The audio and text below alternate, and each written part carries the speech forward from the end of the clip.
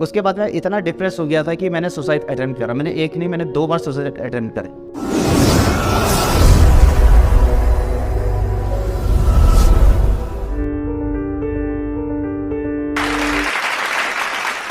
Hello guys, मेरा नाम है अमित नौटियाल। मैं एक म्यूज़िक डायरेक्टर हूँ और एक डांस कोरियोग्राफर हूँ। अगर मैं अपनी जर्नी की शुरुआत करूँ तो जर्नी शुरू होती है मसूरी से। जब मैं 4th-5th क्लास में था तो मैं पहले जोलीग्रांट में था, फिर मैं मसूरी में पढ़ने के लिए गया। तो मैं एक गाँव में था जहाँ बहुत हिंदी मीडियम स्कूल था और वहाँ से मेरे पेरेंट्स ने सीधा मुझे इंग्लिश स्कूल में डाल दिया। तो वहाँ मुझे काफ़ी स्ट्रगल करना पड़ा। पहले तो अपने दौर पे इंग्लिश नहीं आती थी, बच्चे बहुत बुली करते थे। मैं उस स्कूल में लगभग बुली हुआ। काफ़ी लोगों ने मेरे को, बच्चों ने बुली करा क्योंकि इंग्लिश नहीं आती थी, लेकिन फिर भी जैसे तैसे वो दौड़ निकला। तो सीधा आते अपने डांस और म्यूज़िक के दौर में। तो बात है 2006 की। तो जैसे डांस जो क्लास टीचर रहते थे तो उनके हाथ में रहता था कि बच्चों को भंगड़ा सिखाएं, वेस्टर्न डांस सिखाएं, फैशन शो वगैरह। एनुअल फंक्शन जो स्कूल का होता था तो उसकी बात है। तो उस टाइम एक भंगड़ा डांस में हमें कोरियोग्राफ कराया गया। छोटे छोटे बच्चे थे तो हमने डांस वगैरह पहली बार ही देखा। इतना पता नहीं था कि क्या होता है ये म्यूज़िक डांस वगैरह। टीचरों ने जो सिखाया, हाथ पैर मूव करने वो करे। तो जब मेन फंक्शन स्टार्ट हुआ तो वहाँ पे डांस की बारी आई। अब जब डांस की बारी आई तो भंगड़ा डांस स्टार्ट हुआ तो मैं सबसे आगे खड़ा था और फिर बाकी जो लोग थे वो पीछे थे। तो अचानक क्या हुआ, साउंड बंद हो गया। अब मुझे तो कुछ नहीं पता था, टीचर तो खाली आगे से कर रहे थे कि हिलता रहे। तो मैं बस हिलता रहा और पीछे वाले रुक गए। तो उस दिन मैं 2006 में बेस्ट भंगड़ा डांसर का अवार्ड जीत गया। वो डांस से नहीं जीता, वो आप समझ गए होंगे कि शो मस्ट गो ऑन से जीता कि मैं कुछ ना कुछ हिलता रहा। मुझे लगा पीछे वाले भी डांस कर रहे हैं, अगर पीछे पे देख लेता तो मैं भी रुक जाता। तो इस टाइप से मुझे उस टाइम जैसे तैसे वो अवार्ड मिल गया बेस्ट भंगड़ा डांस का। तो फिर बात आई 2008 में। जब 8 में फिर से एक फंक्शन स्टार्ट हुआ तो उधर वेस्टर्न डांस वगैरह फिर से वो टीचरों ने वो करा कि चलो इन बच्चों को डांस सिखाते हैं, वेस्टर्न डांस वगैरह। तो उन्होंने कहा कि यार अमित नौटियाल तो 2006 में बेस्ट भंगड़ा का डांस वो भी जीता है, कि इसको भी डांस करवाते हैं, मतलब इसको भी लेते हैं बंदे को वेस्टर्न डांस में। जब वेस्टर्न डांस हुआ तो ना कुछ आता था, ना मूवमेंट रहती थी। और हाँ, अचानक मेरी हाइट भी बढ़ गई थी। अब सोचो एक लंबा सा लड़का सिर्फ इधर उधर मूवमेंट हाथ उतर ले तो कैसा लग रहा होगा।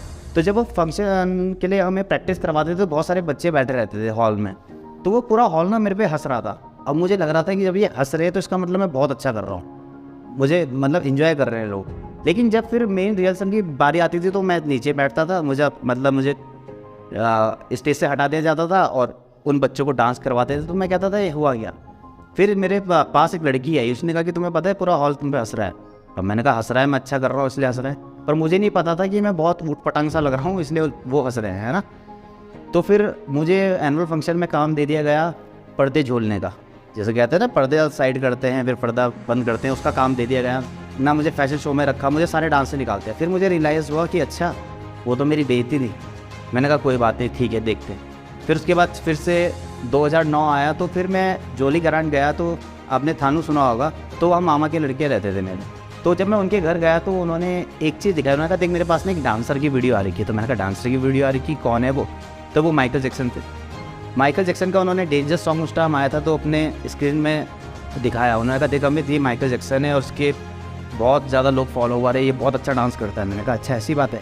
तो फिर मैं थानू से तुरंत पैदल रोए वाला था, एक ब्लैंक सीडी लेने के लिए पैदल गया। पैदल ब्लैक सीडी आया क्योंकि उस टाइम सीडी राइड्स होती थी। उस टाइम CPU से सीडी राइड करवाई, वो डांस लेकर मैं सीडी पे सीधा मसूरी पहुंचा। वहाँ DVD प्लेयर में लगाए। मैंने देखा कि हाँ यार ये कुछ अजीब कुछ तो कर रहा है, मुझे नहीं पता वो क्या चीज़ कर रहा है। बस मैं उसके हाथ के मूवमेंट देख के, वो चल कैसा रहा है, गर्दन कैसे मटका रहा है, ये सब देख के मैं वो हुआ। तो मैं प्रैक्टिस करता रहा घर में चुपके चुपके। अब जब 2009 में एनुअल फंक्शन आया तो मैं लगभग माइकल जैक्सन को खैर पकड़ना तो बहुत मुश्किल है, पर उसका लगभग 40-50% तक मैं कर चुका था। उसके बाद क्या हुआ कि जब एनुअल फंक्शन स्टार्ट हुआ तो टीचरों ने मुझे पहले साइड कर दिया, अमित नौटियाल इसको हटा दोगी, इसको किसी फंक्शन में रखना है क्योंकि ये करता ही नहीं, क्योंकि उन्होंने देखा है पहले से कुछ नहीं करता। तो उन्होंने कहा कि ये पर्दे ही झूलेगा, मतलब ये पर्दे ही वो करेगा एनुअल फंक्शन में। मेरे को थोड़ा बुरा तो लग रहा था। अब सब बच्चे कुछ ना कुछ क्रिएटिव चीज़ कर रहे हैं, कोई वेस्टर्न डांस कर रहे हैं मेरे क्लास वाले, कोई इधर भंगड़ा कर रहे हैं, कोई इधर फैशन शो कर रहे हैं, इतनी सारी एक्टिविटीज़ कर रहे हैं। लेकिन मैं एक्टिविटीज़ से मुझे बाहर कर दिया गया। फिर एक दिन हॉल में क्या हुआ कि एक मेरा दोस्त था तो उसने ना अचानक डेंजरस सॉन्ग बजाया। जब डेंजरस सॉन्ग बजाया तो मेरे पैर पूर वो थिरकने लगे। कहते हैं ना कि जब वो घुस जाती है वो चीज़ कला तो आप थिरकने लग जाते हैं। तो उसके बाद तो मैंने कुछ स्टेप्स करे तो उस बंदे ने मेरे को देखा, उसने कहा तो माइकल जैक्सन की यार तो वही स्टेप कर रहा है कि हमें भी सिखा। तो मैंने कहा नहीं यार टीचर देखेंगे तो मारेंगे, टीचरों का बड़ा डर रहता था उस टाइम। तो उसने कहा कि नहीं यार तुम मुझे भी बता। फिर उसको बताया, उसने भी हल्के हल्के कैच करा, फिर उधर से दूसरे लड़के ने भी देखा। ऐसे करते करते हम 5 लड़के सेलेक्ट हो गए। जब 5 लड़के सेलेक्ट हो गए तो वो लड़के अपने रिहर्सल में नहीं जा रहे हैं, कह रहे कि यार अमित का डांस करना है, हमें अब किसी से मतलब नहीं। लेकिन उधर टीचर लोग खुंदा खा के बैठे कि अमित क्या कर रहा है। तो टीचरों ने मुझे बाहर बुलाया, काफ़ी डांटा वगैरह। तो उन्होंने कहा कि अमित का ये डांस, चाहे वो डेंजरस, वो जो कोरियोग्राफी बना रहा है, ये हम फंक्शन में होने नहीं देंगे। तो जब उन्होंने कहा फंक्शन में नहीं होने देंगे तो मेरा दिल टूटा। मैंने कहा कोई बात नहीं, देखी जाए। डर बड़ा लगता था उस टाइम टीचरों से, वो भी इंग्लिश मीडियम के टीचर, पता नहीं समझ में तो आता नहीं तो उनका क्या क्या बोलते थे। फिर उसके बाद जब एनुअल फंक्शन हुआ तो एक मैम ने मेरा सपोर्ट करा, जो वहाँ पे एंकर थी। तो उन्होंने बोला कि काम करना, बीच शो में जब ब्रेक होता है तुम अपनी सीढ़ी लेके आना और सीढ़ी लगाना और सीधा जो तुम 4-5 लड़के हो सीधा स्टेज पे चढ़ जाना, वो मैं संभाल लूँगी बात की बात। मैंने कहा ठीक है मैम। तो मैं तो वहीं पर्दे में था और डीजे वाला मेरे बगल में था। तो मैंने डीजे वाले भाई को बोल दिया था कि भाई जब मैं कहूँ ये सीढ़ी तुम लगा देना बस, क्योंकि उस टाइम स्टेज चाहिए था, ऑडियंस चाहिए थी मुझे। तो जब ये चीज़ हुई तो बच्चे अपने फंक्शन करके आए, ड्रेस चेंज हुई। तो तभी मैं ज़्यादा आपने देखा होगा वीडियोस में कोट वगैरह पहनता हूँ कि जैक्सन वगैरह। तो वो एक क्योंकि वस्त्र धारण है तो उस टाइम भी एक कोट ही था मेरे पास। और वो कोट भी मुझे कैसे मिला था कि बब्बू भाई का ITI का कोट था उस टाइम। ITI जाते थे तो मैंने कहा भैया यार अपना कोट दे देना उस दिन के लिए, जैसे तैसे कपड़े, और स्टेज में चढ़ गए। जब हमने वो परफॉर्म करा तो वहाँ पे हूटिंग होने लगी। तो वो वंस मोर, अब किसी को कोई फंक्शन नहीं देखना, सिर्फ डेंजरस दोबारा देखना है। तो उस टाइम मुझे पता नहीं चल रहा था ये हो क्या रहा है, अब मैं कैसा कर रहा हूँ, क्या चीज़ हो रही है। लेकिन वंस मोर वहाँ काफ़ी हल्ला होने लगा। तो वहाँ पे मुझे लगा कि हाँ यार डांस ही सब चीज़ है और डांस काफ़ी अच्छा, लोग इतना वोटिंग कर रहे हैं। और उस टाइम मेरे लिए कोई अवार्ड नहीं था, लेकिन जो उधर जो भी गेस्ट आए थे उधर, तो उन्होंने मेरे को भी सम्मानित करा एक अवार्ड से। तो मुझे काफ़ी अच्छा लगा कि हाँ मेरी इतनी बेइज्जती हुई, लेकिन ये क्या हुआ।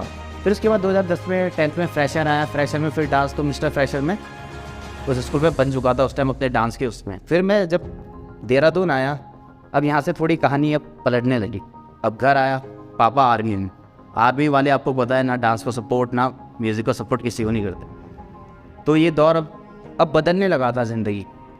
फिर मेरे को क्या करना था, मेरे से म्यूज़िक का भी शौक था, भी जैक्सन गाते भी थे, ग्रीन डे वगैरह, भारत देश वगैरह, इनको सिंगर्स को सुनता था मैं।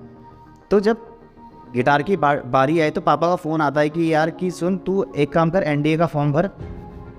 उस टाइम मैं 12th में था। तो उनका फ़ोन आया कि NDA का फॉर्म भर और फिर मुझे कॉल करना कि वो आ रखे हैं अभी फॉर्म्स और उधर भर। तो मैंने कहा ठीक है। तो उस टाइम शायद 250-300 का वो फॉर्म था। तो मैं धर्मपुर मैं पोस्ट ऑफिस में जमा करने जा ही रहा था। पर मैंने कहा कि यार एक तरफ गिटार है, डांस है, अब मुझे आर्मी अफसर वगैरह, मुझे वो इतना इंटरेस्ट नहीं था उस चीज़ में, क्योंकि मुझे इंटरेस्ट था म्यूज़िक और डांस में। तो उसके बाद मैंने क्या किया कि जो वो पैसे थे मैंने पैसे से घूम के आ गया और मैंने पापा को फ़ोन करके झूठ बोल दिया। मैंने कहा पापा हाँ मैंने फॉर्म भर दिया है। अब मुझे नहीं पता था, जब पापा को मैंने फ़ोन करा कि मैंने फॉर्म भर दिया तो पापा ने कहा तुझे एक नंबर मिला होगा वहाँ से, एक ID नंबर मिलता है वहाँ से जब आप फॉर्म भरते हैं NDA का। अब मैं वहाँ पे फंस गया। मैंने कहा यार वो नंबर तो है ही नहीं, वो भी पापा आर्मी में, अब आर्मी वालों को ही झूठ बोलना आर्मी के काम से तो आप पकड़े ही जाते। तो मैंने बोला कि मैं भी देखता हूँ इधर उधर कहाँ पे वो नंबर है, क्योंकि झूठ बोला था। फ़ोन काटा, फिर फ़ोन आता है कि बता भाई कहाँ है नंबर। तो पापा को शक हो गया कि इसने भरा नहीं, तो पापा का दिल वहाँ से टूटने लगा। फिर पापा घर आए, पापा ने काफ़ी डांटा। तो वहाँ से अब घर का फेस बहुत अलग होने लग गया था कि मैं डांस वगैरह में इंटरेस्ट लेने लग गया था। फिर मैंने अपने दम पर एकेडमियाँ खोली। MJ ग्रुप नाम से मेरी एकेडमी थी उस टाइम। पहले एक एकेडमी रही, फिर उसकी ब्रांच खोली 2, फिर 3, 4 ऐसे करके मैंने पूरी एकेडमियाँ खोली। जब एकेडमियाँ खोली तो मैंने फिर संभालना मेरे लिए थोड़ा मुश्किल हो रहा था, जैसे कि आप जानते हैं कि एक अकेला इंसान इतना चीज़ संभाल नहीं पाता। तो फिर मैंने वहाँ पे काफ़ी दोस्तों को रखा, जिनको सिखाया उन्हें ही मैंने रखा अपनी टीम में, क्योंकि एक ट्रस्ट मुझे उन पर था कि हाँ ये लोग कर लेंगे। लेकिन अब मुझे नहीं पता था कि अब मेरे खिलाफ एक भड़काव शुरू हो गया सारी एकेडमियों के बीच में कि अब कि यार अमित को सब लोग यहाँ पे मान रहे हैं। कहते हैं कि उस टाइम पे मिलने लग जाता है आपको, तो लोग जलने लगे थे। तो उस टाइम यूट्यूब वगैरह ये चीज़ नहीं थी, है ना, हमें नहीं पता था यूट्यूब होती है। तो मतलब तो ये ऑफ मीडिया चीज़ थी उस टाइम की। उस टाइम आपके नाम लोकल्स में ज़्यादा चलते थे कि यार वो लड़का डांस करता है वगैरह। तो वो लड़के उस चीज़ से चिढ़ने लग गए, मुझे नहीं पता था। तो वो लोग एकेडमियाँ कैसे हथियाने उस नाम पे जब्त करने के लिए मेरे खिलाफ पूरी साजिश करने लगे। तो एक एकेडमी बंद होती है, अब वो बच्चों को सिखा नहीं रहे हैं, वहाँ बैठ के अपने मजाक कर रहे हैं। तो वहाँ से शिकायतें आने लग गई कि यार उस एकेडमी में तो कोई सिखा नहीं रहा है, ये वो सो। तो उसके बाद पूरी एकेडमियाँ वगैरह बंद होने लगी। बंद होने लगी, मैं डिप्रेस होने लगा कि यार मैं अकेले कैसे संभालूँ, जो अपने थे वही बैक स्टेप कर रहे हैं। तो मेरे लिए काफ़ी मुश्किल दौर हुआ। फिर उसके बाद सारी अकेडमी बंद हुई। फिर मैंने कहा यहाँ से बाहर निकलते हैं। तो बाहर निकले तो इंडिया स्कूल ऑफ टैलेंट में मैं डांस कोरियोग्राफर रहा 2 साल तक, जो राजपुर में। उधर काफ़ी ज़्यादा डांस वगैरह सिखाया, कोरियोग्राफी करी। उसके बाद फिर मुझे और सीखना था, क्योंकि इस लाइन में आप जितना सीखते जाते हैं उतना सीखेंगे। जैसे मैं आज बोल रहा हूँ कि मैं एक म्यूज़िक डायरेक्टर हूँ या एक डांसर हूँ, तो ये चीज़ कभी ख़त्म नहीं होने वाली। अभी भी हम सीख रहे हैं और ज़िंदगी भर सीखते रहेंगे, है ना। ये लाइन कभी ख़त्म नहीं होगी, इस पर भूख रहती है कि आप कितना और सीख सकते हैं इन कामों में। तो उसके बाद फिर मैं दिल्ली गया। दिल्ली में फिर मैंने डांस वगैरह सिखाया, वहाँ से फिर म्यूज़िक वगैरह की स्टार्टिंग करी, उधर स्टूडियोज़ वगैरह चलाने शुरू करे। अब जब ये चीज़ें मैं कर रहा था, तो अब एक बहुत भयानक चीज़ हुई कि मेरे पिताजी का रिटायरमेंट 2015।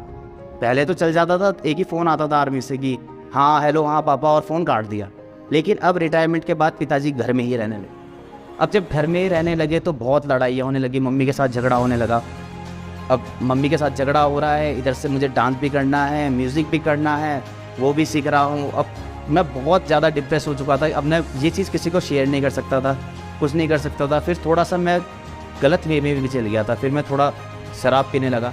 अब जब शराब पीने लगा तो मुझे ऐसा लगा शराब ही मुझे सुन रही है, सिर्फ वही है जिससे मैं बातें कर रहा हूँ। मुझे रिलैक्स मिलने लगा था उस चीज़ से। मैंने कहा भाड़ में नहीं दुनिया, क्या म्यूज़िक वगैरह ये सब जितनी भी चीज़ें हैं। तो वो होते रहा। अब घर में आ रहा हूँ कॉलेज, अब मुझे वो चीज़ मिल नहीं पा रही है। एक लैपटॉप लिया मैंने, उसमें फिर म्यूज़िक प्रोडक्शन शुरू करा। जब तक वो करा, पिताजी ने वो लैपटॉप तोड़ दिया। जब लैपटॉप तोड़ा फिर और डिप्रेस, यार मैं क्या करूँ, मैं भावनाएं किसको समझाऊँ। तो बहुत डार्क वर्ल्ड था। 3 साल तक मेरे साथ ही चला, है ना। लेकिन मम्मी बहुत सपोर्ट करती रही। मम्मी ने कहा कि हारना नहीं है, हारना नहीं है, ऐसे करके। पर जितना भी कोई आपको सपोर्ट करेगा, हारना नहीं, लेकिन आप टूटते रहते। अब क्या चीज़ होती है, यहाँ पे मेरी लव स्टोरी भी चलती है। एक तरफ, दूसरी तरफ चल रही है लव स्टोरी है।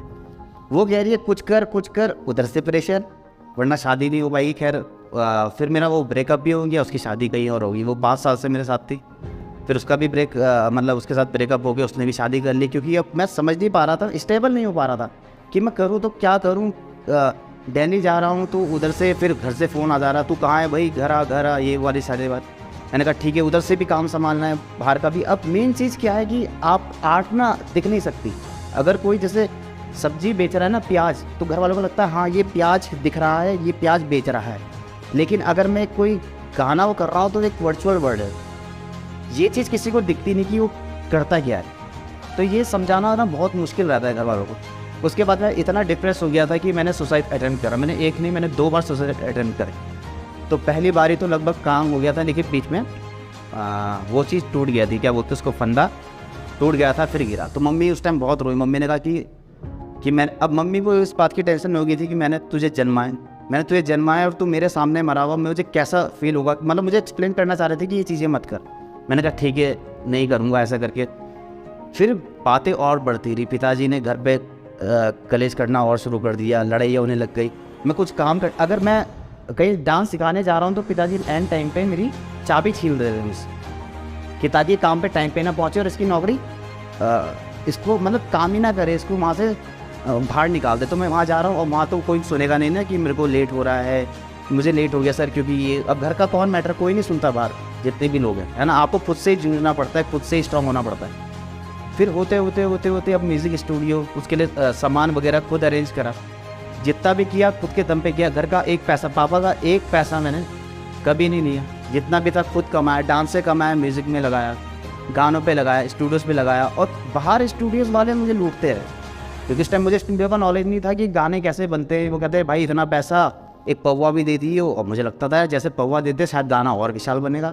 मुझे उस टाइम कुछ नहीं पता था। मैं क्या करता था कि वो कमाता था, जितना पैसा बोल रहे हैं हाँ जी, और डांस सिखा रहा हूँ और पैसा कमा रहा हूँ, और इन म्यूज़िक वालों को, जितने भी स्टूडियो वाले, इन पे भर रहा हूँ पैसा। अब ये कॉपीराइटेड म्यूज़िक ला के मुझे दे रहे हैं। मैंने कहा हाँ जी गाना हो गया। कह रहे हैं प्रमोशन कर देंगे, इतना पैसा दे दो। पैसा दे रहा हूँ, कह रहे गूगल ने तेरा पैसा घूस कर दिया। समझ, अब मुझे लगा क्योंकि उस टाइम टेक्नोलॉजी इतनी नहीं थी, कीपैड फ़ोन का ज़माना था उस टाइम, है ना। यूट्यूब उस टाइम इतना नहीं आया था, तो हमें कुछ पता नहीं चलता था। तो काफ़ी चीज़ ली। अब फिर मैं और डिप्रेस। अब अपनी लाइफ किससे कहें, अब जिससे बात कह सकते थे वो तो शादी करके चली गई, है ना। वो तो चली गई थी। अब ना माँ से वो बात कह पाए। कोई दोस्त भी कैसे थे जिन्होंने पीछे से बैक स्टेप किया मुझे। तो फिर क्या हुआ, फिर ऐसा दौर बना कि मैं फिर पंखा, फिर पटके में गया और फिर सेकंड अटैम्प्ट था मेरा। सेकंड अटैम्प्ट में फिर बच गया क्योंकि एकदम से घर वाले पहुंच गए थे और मैं लास्ट स्टेज में था। फिर उन्होंने जो भी वो काटते वगैरह वो, फिर मेरी मम्मी को बहुत गुस्सा आया। उस दिन की बात है और आज की बात है। मेरी माँ को इस टाइम गुस्सा आया, वो तरस नहीं आया मेरे पे। मेरी माँ ने कहा कि देख, पहली बात तो जब मौत आती है वो तुझे तभी आएगी जब तेरा मरना लिखा होगा ना, जिस टाइम पे वो तुझे खुद ब खुद आएगी। तू चाहे जितनी भी चीज़ कर ले, तू नहीं मरेगा, क्योंकि तुझे अभी आगे बहुत कुछ लिखा है ईश्वर ने। ईश्वर ने तेरे लिए बहुत सारी अच्छी अच्छी चीज़ें रखी है बेटा, इसलिए वो तुझे इन चीज़ों पे नहीं मारना चाह रहा। चाहे तो छत से कूदेगा, तू मरेगा नहीं, तेरे हाथ पैर टूटेंगे, पर तू मर नहीं सकता क्योंकि जब तक मौत नहीं आ सकती। तो मेरी माँ ने उस टाइम बहुत ज़्यादा मोटिवेशन दी। KGF मूवी देखी आपने, सेम वैसी। तो उसके बाद मैं मोटिवेट होता रहा, फिर मैंने हिम्मत नहीं आ रही, फिर मैं गया, फिर मैंने कहा अब फिर मैंने एक वीडियो देखी, उसमें एक चीज़ थी, जब तुम्हें सुसाइड करना ही है ना तो ऐसा जियो कि मैं तो मरा हुआ हूँ इसी जन्म में। अब ऐसा जी लो कि यार मेरी तो लाइफ अब डेड है, अब जो तुम्हें करना है वो कर लो। अब मरा हुआ समझो ना, जब तुमने मरा हुआ वैसे भी मर के वो था, तो इसी जीवन में मर के सोचो कि भाई अब तो तुम फ्री हो गए ना, अब तो कोई नहीं है तुम्हारे साथ, अब तुम्हें जो करना था, जो तुम्हारा मन है, घर वाले की मत सुनो, अपना कर।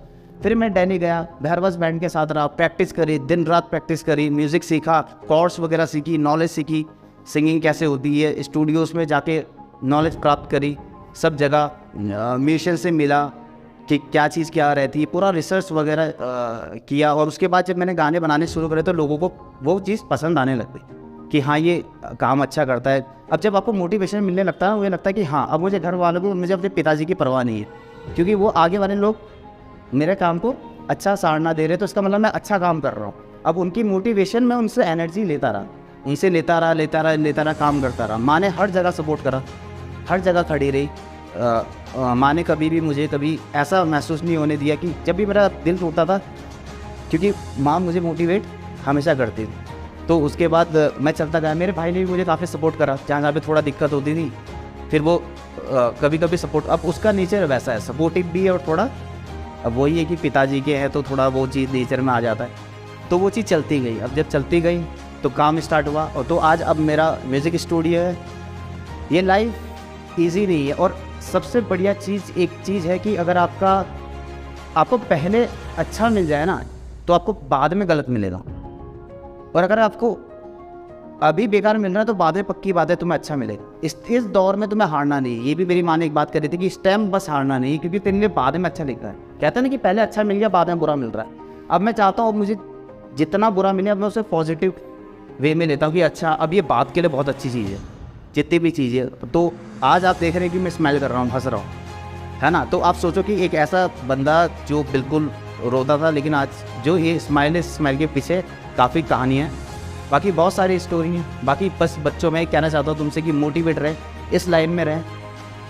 कुछ नहीं होता है कि आप रैप करें, आप सिंगिंग करें, आप डांस करें, खुल के करें। देखो ये चीज़ें आपके माता पिता कभी नहीं देख पाएंगे, क्योंकि मैं वही तो बात कर रहा हूँ, अगर प्याज बेचोगे प्याज दिखता है, घर वालों को लगा हाँ वो बच्चा प्याज बेचता है, ये चीज़ बेचता है। लेकिन कला एक ऐसी चीज़ है कि मैंने धुन बनाई, मैं वो नहीं दिख रही है मेरे साथ। कोई बोलेगा धुन दिखाओ, मैं कहाँ से दिखाऊँ, कैसे दिखाऊँ? धुन आपने बना दी है, वो वर्चुअल वर्ल्ड में वो चीज़ है। तो क्रिएटिविटी आपको पता है कि क्या चीज़ होती है, हारना नहीं ज़िंदगी से। और जो गलतियाँ मैंने करी, ये गलतियाँ मत करना। दारू वानी, देखो दारू पी के कभी कोई आर्टिस्ट नहीं बनता, और सुसाइड करने का कोई हल नहीं, ये कोई हल ही नहीं है जीवन में। मेरे से गलती हुई, देखो मैंने उन चीज़ों को सीखा है ना, कि ये चीज़ों का कोई काम नहीं है। आप अपने दम पे रहें, बस आप ही अकेले अपने दोस्त हैं। अपने आप पे विश्वास रखें और हमेशा इस लाइन पे चलते रहें। ठीक है, धन्यवाद। बाकी